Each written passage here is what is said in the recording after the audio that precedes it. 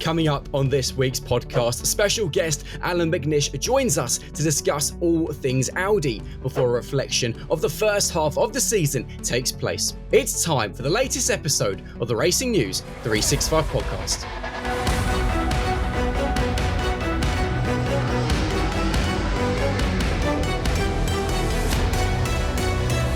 Hello and welcome to a very special episode of the Racing News 365 podcast. The reason why it's special, well, joining myself, Nick Golding, and lead editor Ian Parks is none other than 3 times Le Mans 24 Hours winner, 3 times American Le Mans Series champion, 2013 WEC champion, former F1 driver, and current senior consultant technical partnerships of the Audi F1 project at the Sauber Group. It is none other than Mr. Allan McNish. Allan, firstly, thank you so much for your time coming on this podcast. I'm going to do a quick disclaimer to our viewers and our listeners in that this podcast is being recorded the day after the British Grand Prix and Nico Hulkenberg's first podium. So on that note, firstly, how are you? And well, how have the last 24 hours been? Well, 24 hours is something definitely that's been in my history.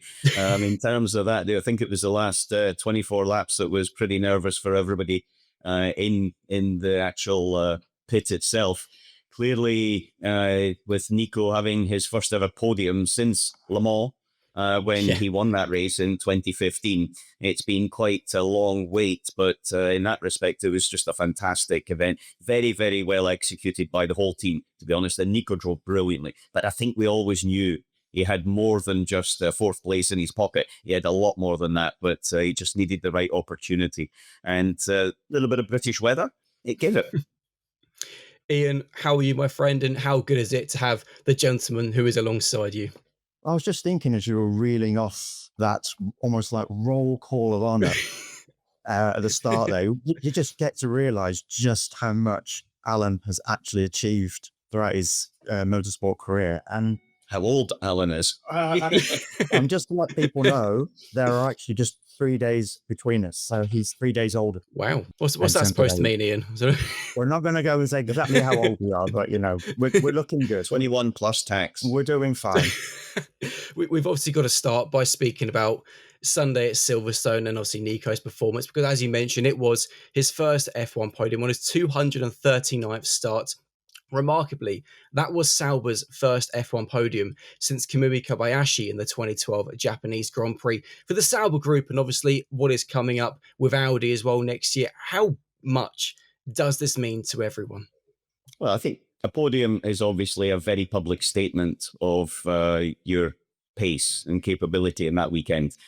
But I think probably something that's more relevant is actually the developments over the course of the season, because the last 4 races, there's been points on the board, something that certainly, if you look 12 months ago, was not quite possible. And so, there's been a consistency about it, and there's been a building process and a bit of confidence, and, things have settled down. So, you've got a longer term vision. I think we have to remember about Sauber was that at the end of the day, they were a privateer team. They were running on limited resource and doing a brilliant job for what they had.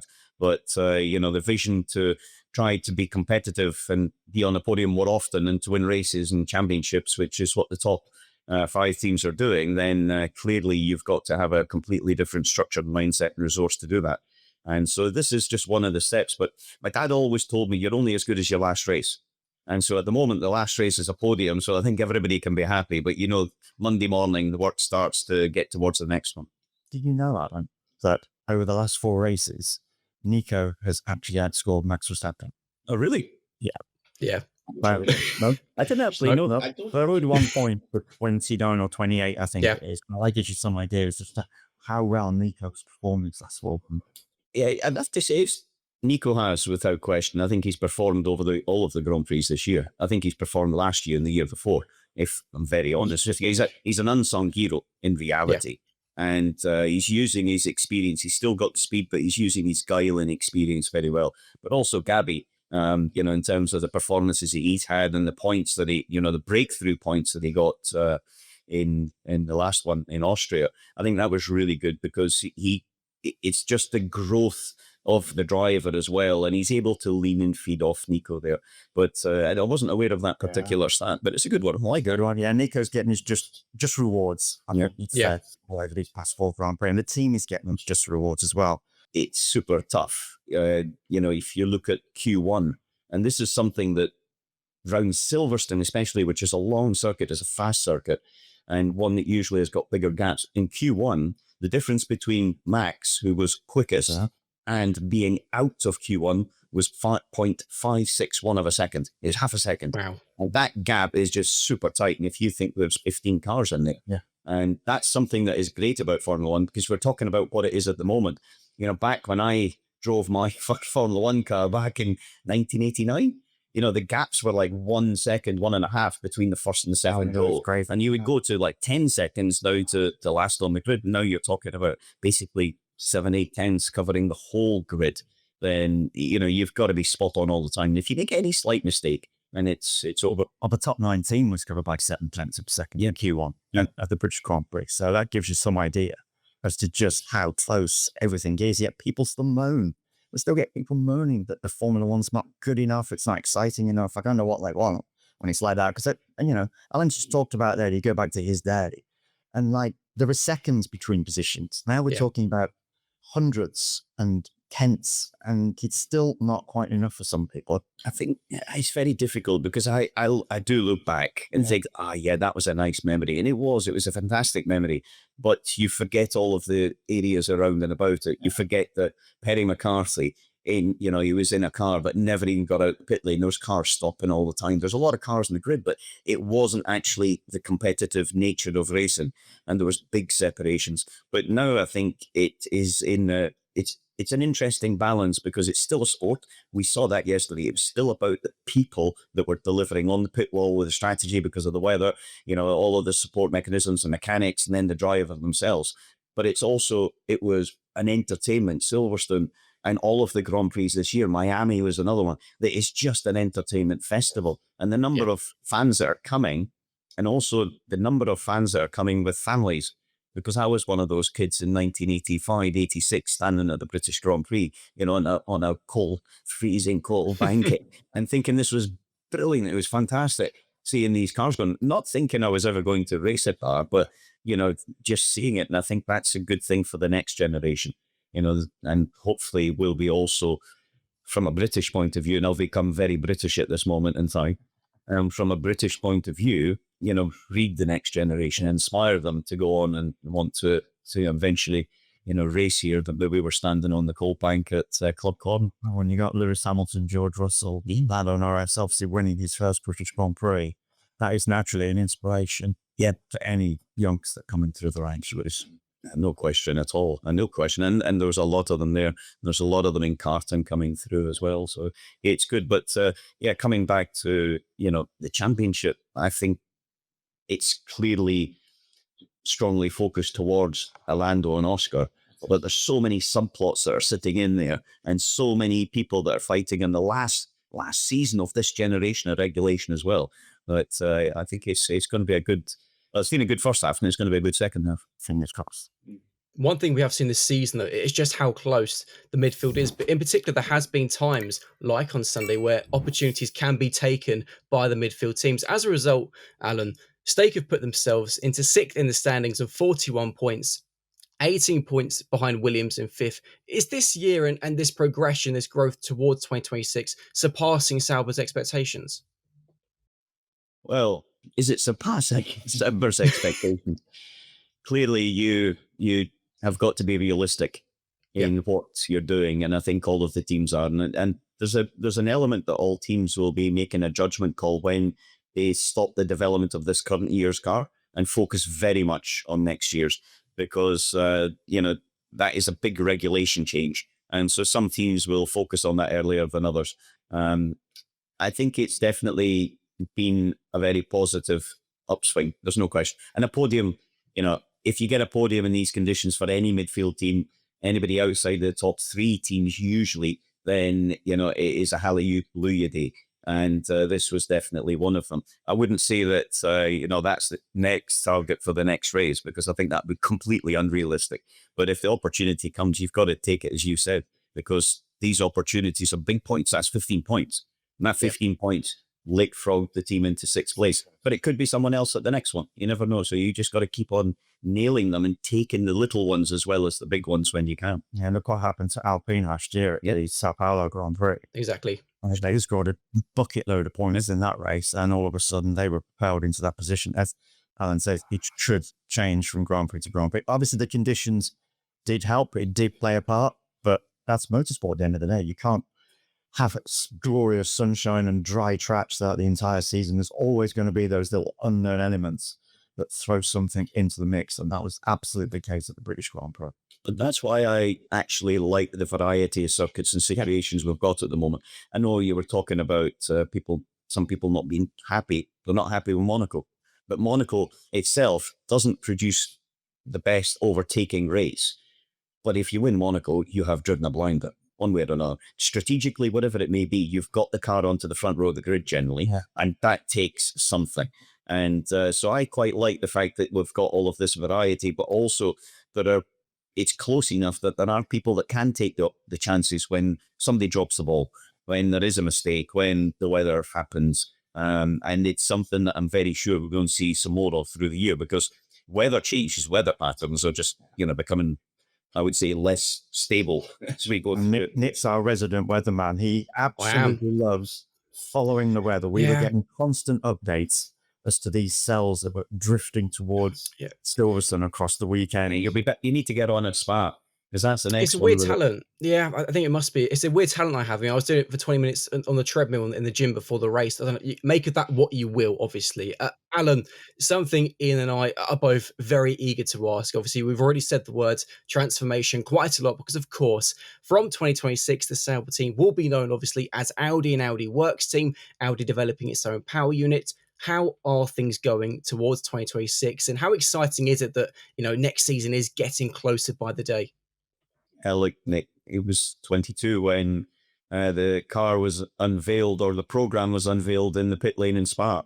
And so that's quite a long time ago. But from there to, the first race in 26, looked like a long time, but in reality, in all teams were already flat out to try to make sure that they were ready for it. Because as we spoke about, it is the biggest change in regulations, chassis and power unit, and also fuels that we have had, I think, certainly in my lifetime, being involved in the sport in one form or another.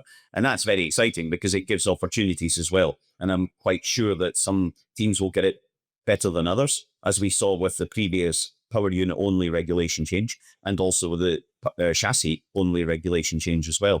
But from our side, it's building on that timeline that we had back at that point when that car was already under wraps, and then that silk cover came off, and then the world knew that Audi was going to enter Formula One for the first time. And having seen all of their other championships as well, and been involved in quite a lot of them, either as a driver, but also Formula E as a team principal, when they look to go to do things, they look to go to do it correctly. It's got to have a lot of relevance within the company, but the company does get invested behind it. And it's good to see that that's the case. However, this is the Mount Everest of challenges. There's no question about it. Did you as you mentioned, your association with Audi is long, considerable. It's 25 years. Wow. 25. Yeah, I'm waiting on the gold watch. Really? If I think back 25 years ago, I never thought I would race in Formula One. I put it that way, because I joined Audi because Porsche stopped their program. But at the same time, I had raced also for Toyota at Le Mans. And then they called halfway through the season when I was racing for Audi that they were starting a Formula One team and didn't want to be a part of it. So from a personal point of view, I never thought I would have raced in Formula One because I thought that opportunity had gone. But I never believed that Audi would have as well. But, that I suppose both of them remind you never say never. You never say Nico's never going to get a podium. Yeah. You never say Nico could never win a race. You never say that these things are going to happen, because you don't know. But what you do have to do is prepare so that if they do come, those chances, that door opens very slightly. You can go through it. Sorry, I was doing a bit of singing last night. Just a reminder, folks, that although you're watching this on Monday, the week after the British Grand Prix, this podcast was recorded the day after, which is why Alan is perhaps a little bit, not worse for wear, but certainly he had a little bit of fun, shall we say, joining in all the songs. There was one hell of a party that kicked off. And rightly so. I think coming back to your point, though, Audi's had a long tradition in the sport. It's won in every single category it's competed in. It's always done it in a slightly different way, and it's always had to have something that was a core technical reason to do it. Because it is actually, that's one of the things about Audi I realized very quickly. It's a technical company. It's an engineering company. Engineers run the company from the CEO. And so in that respect, it's something that fits very well into a motorsport, which is clearly part of its DNA. Given obviously, just how many of the unknowns there are going into next year, not only for Audi, but, for every team on the grid, how difficult is it setting any expectations for 2026? And at what point in the season next year do you think actually expectations can then be set? Good question, Nick. Thank you. Yeah, I like that one. Well, at the moment, I don't think you can make any clear judgments. Yeah. Because I've always found all of the talk at this point of the time until you get to the first qualifying is exactly that's talk, even testing as well. And we've got a little bit more testing for 26 than we had for 25 just by its new regulation base. But I think when you get to the first qualifying, you'll get a sniff. By the time you get to this point next year, you've got a pretty good feel. And you've got a pretty good feel of whether it is a chassis step or whether it is actually a power unit step or an efficiency step or whatever it may be. I wouldn't be so confident to say at the first race you're going to have your vision of the season, but you'll certainly have your first sniff of it. And until then I always keep a little bit of a question mark against everything. I think there's definitely been some good steps forward, and you can see as well in both drivers more comfortable and confident as well. And that was part of the reason that they've had now the stability over the last few races. So the points have been in and around the points as well in qualifying. A question that I wanted to ask, Ryan, if you don't mind. Obviously, you had that period with Toyota. No. It's a reasonable question. At least I hope it is. You had that period with Toyota. Obviously, that was a renowned motorsport manufacturer. Yeah, it threw an awful lot of money. Yep. That's its program. Didn't have the success it perhaps should have done. Oh, without doubt, didn't have the success it should have done. Yeah. Now with Audi coming in, it's almost like, reminds me of something very similar. It's coming in, it's going to throw an awful lot of money at the program. There's going to be no danger of the repeat. Audi becoming a Toyota. I think the situation, the Toyota, you come back to it, it was a complete new effort on every side of it, power unit, chassis, building up from a rally team as it was at the time and sports car team. But the environment is so different now to what it was then. Personnel, everything. But actually, one of the things which, if I look back, was probably suboptimal. Is that one of those political ones? Subaltern, Dennis, where you are. Yeah, I know. I got it. That was the first person that I signed for lawn was wrong. But anyway, coming back, I think one of the things was at the first Grand Prix in Melbourne in 2002. So we are talking 23 years ago. Yeah. There was one person on the race team with experience in a F1. Wow. There was a couple of mechanics, apologies, a couple of mechanics, but in the engineering, there was one person.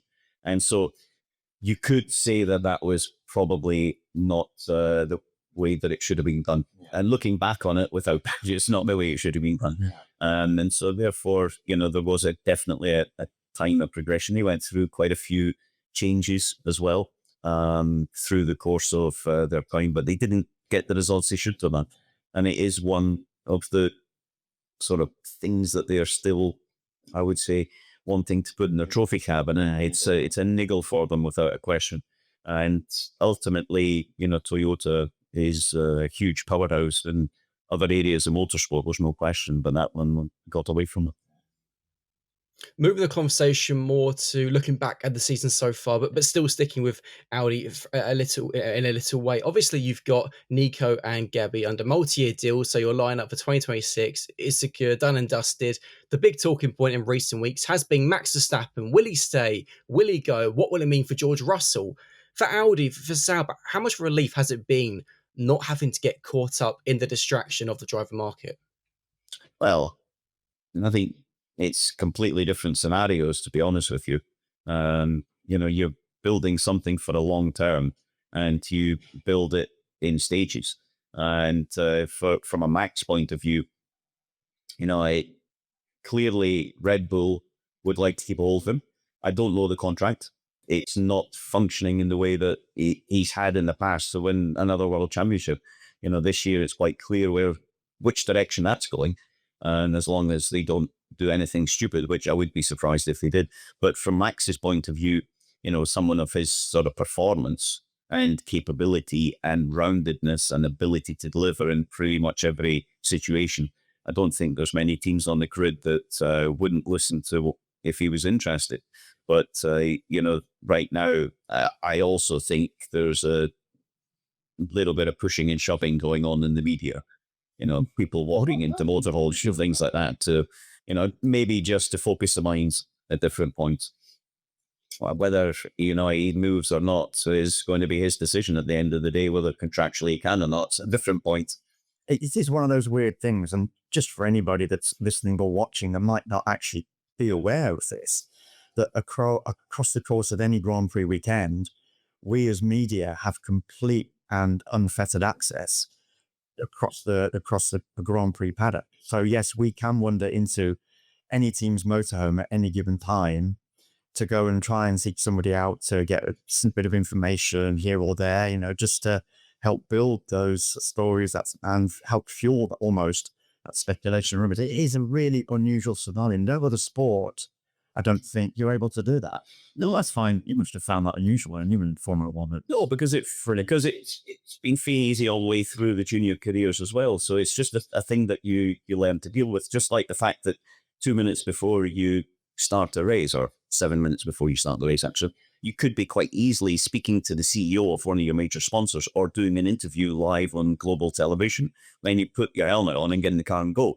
Whereas I'd never seen that before in the World Cup final. Yeah. Or, the Olympics or anything else. So, from a mindset point of view, it's quite different. It's open and gives the access. Clearly, I think there is, and I'll say this to you, I think there's respected journalists who, I never said you were. I think there are respected. Time to leave. Thanks, Rob. No, but I think there are respected journalists that understand the bigger pictures of it and can bring the complexity of the story to life, as opposed to necessarily just the superfluous rumors, but the background to where these things come from and why. And, that's one of the areas that you build up that sort of trust. And, as a driver as well, you see the same faces through the years coming through. And journalists, it's funny, the media, in my view, the media and the driver careers actually go through at the same sort of level, because generally start off in the junior categories and then evolve, and like a driver looking towards Formula One, want to get there as well. And so it is something. Got to buy him a cup of tea every now and then. It's funny you mention, Ian, obviously, about journalists wandering into motorhomes, because that's exactly what our colleague Jake Nicol did at Silverstone on Sunday. Went into the Sauber motorhome and was very kindly sprayed in champagne by Nico. So that was a good memory for him. Allan, it's been a remarkable season so far, obviously very much dominated by McLaren. What has been your biggest takeaway from 2025 so far? Biggest takeaway is that I would say not the performance of McLaren, but the inconsistent performance of some of the other teams. If you look at Mercedes, George was pretty blinding in Canada. Yeah. But then in other circumstances, they've been off the pace, and quite a chunk off the pace. Whereas McLaren have been, I would say, the only team that have actually been able to, in a wide range of circumstances, get a good performance out of their car where they're competitive in the first couple of rows. And so everybody else it's been good on occasion, but not consistently. And World Championships are won by being good on more occasions than anyone else.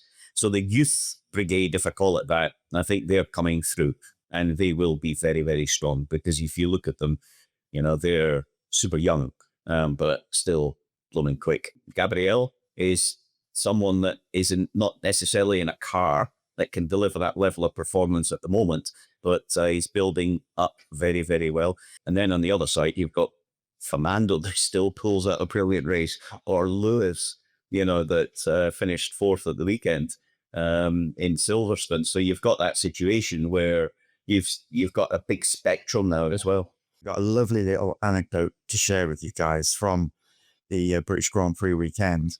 In Kimi's Thursday media session, I asked him to assess his first half of the season because the British Grand Prix was obviously the 12th race of the 24 Grand Prix calendar, and he gave an answer. And then I had just have a quick chat on the same PR just after Kimi's session had finished, just on just general matters. And Kimi came across and he started engaging in the chat that I was having with Adam McNish from Mercedes. And he said, "Oh, how would you rate my season?" And I said, "In terms of what score would I give it?" So he was asking me what score I would give his season. So he put me on the spot a little bit. And I thought about it for a second before I was just about to give my answer. He actually said, "I think I'd give myself a 7. I said, actually, that was a number in my head, maybe a 7.5. But I thought that was really a lovely little moment that this teenager was, engaging in that kind of conversation. It just gives you some idea as the kind of guy that Kimi Antonelli is already. Yeah, but I think you're also forgetting that he's just finished his school exams. So he's used to getting these scorecards. He's waiting for his report card thing at the moment. Oh, do you remember those days? But the report card at the end of the day for the team and the drivers, performance. And from a team perspective, you can look at it more, the results of the race from a driver that's qualified. That is the scorecard of a driver. So therefore, we're all judged by that particular point when it says, you're got to pole, or if you're on pole, then happy days. Yeah. Just sticking with the rookies for a second, Alan, obviously focusing on Gabby, because as you pointed out, obviously he's got a very different car to, for example, Kimi. For Gabby, what have been some of the biggest challenges he's faced so far this season? Not necessarily on the track, but actually off it, in terms of dealing with things like the more intense media compared to F2. Yeah, well, Formula 2 is now quite intense, I think, in general, because they follow the Grand Prix circuit coming through, and Gabby having won in Formula 3 in his first season, and then also having the chance of doing it last year and ultimately completing it, then I think there was quite a big spotlight on him. And as well, from his point of view, he's the first Brazilian driver, a nation that has had success in this sport with multiple world champions and some of the superstars of, our era, if we think about it. So from that perspective, then, there's a big spotlight without doubt on him. But, coping with that is something that the driver's got to get on and do. You can't sort of have to learn that. You just got to get on and do it. I think some people find it probably a little bit harder, though, than others. But I think that is a mentality. So it's more that. And then the team protection. Team can also support a driver to make sure that he's not overexposed at times, and to make sure that he's got time to do his number one job, drive the racing car. That's a key part of it. I have to say, Gabby's come across absolutely brilliantly in the media session. So. Yeah, but did you see yesterday? The first person to walk up when Nico got out the car was Gabby. Now, that's it. That's a good team dynamic and a good thing. And it's also a statement of the person, a very young person. Obviously, the race didn't go so well for him, but his teammate actually got onto the podium. And that was a really, really nice thing. I thought that's a bit of class, actually. Ian, obviously, I want to ask you as well about the rookies, because obviously one driver we've discussed a lot this season is Isack Hadjar. Obviously had the worst start imaginable back in Australia, but has really come on leaps and bounds to the point that obviously he's being heavily linked maybe to a future Red Bull seat. What have you made of him in particular? Because obviously being within the Red Bull family, there's a lot of pressure that comes with that as well. Yeah, I think we've discussed Isack in the past on a few various shows and stuff that we've done, Nick, and I think that I really do like Isack. He's a great character, first of all, really good personality. He's real mix of personalities, swings from highs to lows very easily. But nevertheless, I think that's part of his makeup and part of who he is. On track, yeah, as you say, he had that horrific opening Grand Prix in Australia when he crashed on a formation lap, of course. So never actually got that first Grand Prix under his belt, but he responded, I thought, brilliantly after that. Again, another very unfortunate incident in the British Grand Prix. And he takes things really to heart. That's very, very noticeable when he has these moments that he really, really eats at him, shall we say, for quite a bit. And it's almost like it takes quite a lot to come out of it. But he's got this period now. We're in the middle of this 2-week gap before the next Grand Prix in Belgium. So hopefully by the time it comes around to Spa, he'll be buoyant again, good to go. And I'm sure he's going to continue to prove himself over the second half of this season, as he has done over the first. Yeah, there's no question he's quick. Yeah. I think that was given. You could see that through the junior categories. I did feel for him massively. And actually, when I met Anthony Hamilton, I thought what he did was just what you need at that moment in time as a driver. Like, I've done Australia, I've dropped the ball In Australia. and you just are kicking yourself inside. And in such a spot like your first Grand Prix, that's even just, I shiver thinking about it now. And for Anthony to put his arm around him, which is just a human thing, and that's, I think, helped him along his way. But, all drivers have to make mistakes. You can't not make mistakes. Max made mistakes. Yeah. Lewis made mistakes. Yeah. Lewis crashed on the pit lane entry in China, if you remember. He's rookie. Yeah. So, these things happen. It's how you recover from them. That's the important factor. How you then decompartmentalize. The way that word. Stick it into the bag, suppress it, do whatever you have to do, but just move on, because you can't change the past. You can only change the future. And I think as well with Isack, he is quite, I would say, energized in the car. And you hear that in the radio. But that doesn't mean to say he's not always in control. I think there's an element that the radio is also a pressure release valve sometimes. Because when you are in the car, when you're driving the car, the only person that you would actually think is there with you is your engineer. Because the only person that speaks to you is your engineer. So you're driving around and you've got all of these other things going on. And that's the only source of human communication. So there are times when it is a release. And some drivers do it in a completely different way. But with Isack, I think it's just the energy and adrenaline that's in there more than necessarily that's the way his emotional state is.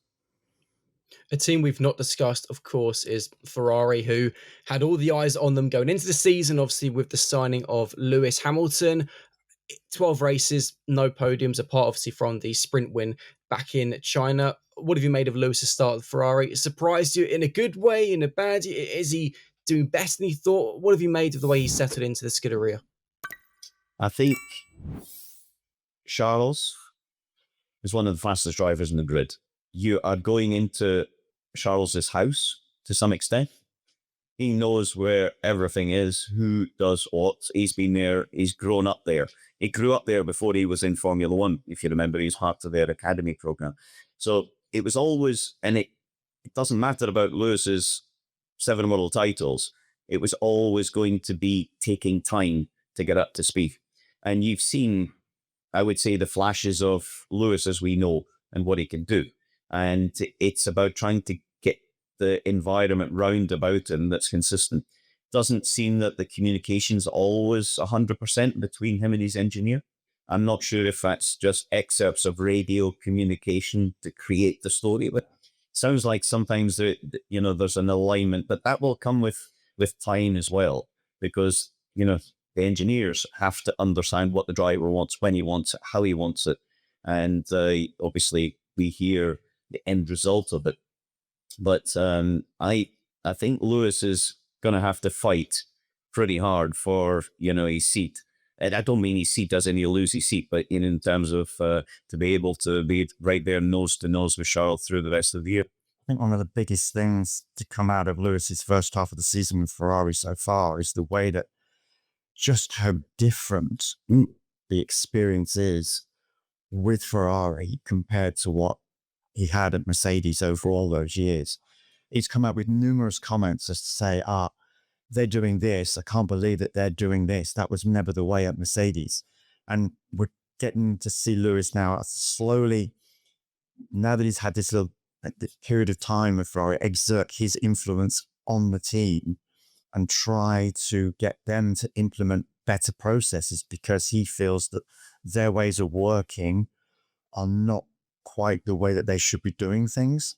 And obviously that's his experience as a 7-time world champion, a 100+ time Grand Prix winner coming to the fore. Yes, don't get me wrong, Ferrari is a team steeped in history and it's got a fantastic array of engineers behind that team, but you have to listen to what the driver is telling you at the end of the day. And That's a very, very valid point, because I would come back to why did Ferrari sign Lewis? Clearly from a marketing point of view, it is gold. But on the other side of it, it's a very expensive marketing project if it's not about racing. And ultimately it was about racing, and it was bringing, I would say, that experience and talent and someone that has won multiple world championships with another team, and also not in ancient past, but in latterly, and to feed off that, because that was an area that they maybe felt that they were a bit weaker. But it does take time, and you can't expect him in that environment to walk in and just dominate, because it's not. And, we have to also, I think, be very understanding that Lewis is not at the beginning of his Formula One career. He's working on his experiences. He's working on the understanding of all of those races, how he won them. And that's where I think when you get into a difficult scenario, like when he won the British Grand Prix last year, he can still pull it out. But he does have a good teammate, though. I'll tell you what, I bet you were worried last Sunday, weren't you, when you saw Lewis coming up behind Nico? You must have thought. Well, it was very interesting, because that was at the point where I thought, okay, now, which is the case when it got past Gasly, and then he sailed right up to the mark of Nico. And then after that, actually, Nico was then able to eke away again. And so then it had stabilized, and the maximum speed in the dry that he was quicker was about 2-3 tenths, which was not very much. It wasn't enough. So I was nervous, but not too nervous in the last couple of laps. But without doubt, you can never ever take it for granted that he's not going to have a go, because he has to have a go. It's Lewis Hamilton. He's 7 times world champion. He's one of the best ever. Nico Hulkenberg has ended Lewis Hamilton's run of 12 consecutive years on the British Grand Prix podium. So, really? Yes. Yep. Lewis is on the podium 12 consecutive years at Silverstone. So that one is nice. But he just shows you the capability of Lewis Hamilton. Yeah. Because again, consistently able to understand and deliver how to do it in so different conditions as well here. It's not as if it's been beautiful blue skies at the British Grand Prix every year. So, I got to take my hat off to him for 12 runs. I think it's not many people been in Formula 1 12 years, never mind have 12 podiums at the same Grand Prix. True. Very, very true. Final talking point. 12 races are done and dusted, 12 races to go. Alan, what are you expecting now? What are you thinking is going to happen going into the second half of the season? What are you looking forward to? Well, it's getting into the sharp end, isn't it? This has been a bit of stretching and a bit of limbering up before you go into the second half. There's a world championship at stake. There's 2 drivers that realistically are going to be fighting that out. They're in the same team. But I think it will be very difficult to try and stop them racing. I think that would be a really, really hard thing to do, because, you've got 2 tigers in there and you can't really cage one of them. And so I'm really looking forward to that. And it's a little bit like Lewis and Nico in some respects. If you remember, Nico Rosberg, that season where it's one race goes one way, one race goes the other. There's a bit of a mental battle. I think there's times when Oscar clearly is that little bit quicker, and you think, Lando's on the back foot now. It's sort of sinking away in head. Boom, he comes back in and he delivers a weekend like he did in Australia. You just think, crikey, yeah, he's back on it. And so I think it's going to be really nip and tuck all the way, and it'll be one or other little thing that'll go against one of the drivers. And that's where I'm sure Oscar, is really hurting after what happened at the British Grand Prix with the penalty, because he feels that's unfair. Personally, I think it was what it was. But, it's those points that can swing it at the end of the season. But you could quite easily say that there's many other things as well. But that's going to be a brilliant fight. Just very quickly on that, you pretty brought it into the conversation. Obviously, there was the comparison between what happened with George and Max in Canada and what happened there with Oscar and Max in the British. Oscar felt it was unfair because George didn't get a penalty for his braking and allowed Max to go by, whereas I appreciate the circumstances are very different. One was in the dry and one was in the wet. And if you see Max's onboard, you can see all that spray shooting off from the McLaren at 200 kilometers an hour, and then to hit the brakes like Oscar did. Well, yeah, you're supposed to maintain the pace and control the pace, but you're not meant to have a big fluctuation of pace. Yeah. And I think the conditions have got to be taken into account. If I was in Oscar's situation, I know I would be disappointed. I know I'd fight it, and I know I'd just like crank it out. It's unfair. The thing is, you've got to just switch it off. Once it's delivered, you can't change it. Switch it off, get rid of it, and then just get on and maximize the rest of the race. Ultimately, he'd still finished second, so it wasn't as if it took him out of the points or took him off the podium. He still finished second, but it was second to his teammate, his title rival. Oh, no doubt, given Oscar's personality and character, to use Alan's word, he will have decompartmentalized that. You can say, I know, it's out there by the time we get to Spa in just over a week's time. Drivers are goldfish. They've got the same sort of, I would say, memory as a goldfish. Yeah. It's one of the skill sets, I think, of very good drivers, is that they can forget from one corner to the next what happened. Because it's mistakes. If you make a mistake, you can't gain it back. You've just got to try to, forget about it, get rid of it, and make sure you don't make it again. And that's one of the skill sets of a driver that can ultimately win races, win world championships. And I'm quite sure that both of them have got it. I think it is going to be a heck of a fight, though. Do you have a gut feeling which way it might go, or is it just too tight to call? Too tight. I think it's going to go all the way to the end of the season. As Alan said, it's fluctuating from one Grand Prix to another. Look at the last two that we had. Lando absolutely smashed Austria, but then Oscar came fighting back and had the edge over Lando, I felt, at Silverstone. So it swings around about 8 points between them. It would not surprise me if it went down to Abu Dhabi. Which is exactly what we want. Alan, it has been an honour and a privilege having you on. Thank you so much for your time. This has been the latest episode of the Racing News 365 podcast from myself, Ian, and Alan. We'll see you later. Bye, guys. As always, thank you for watching and listening. Take care.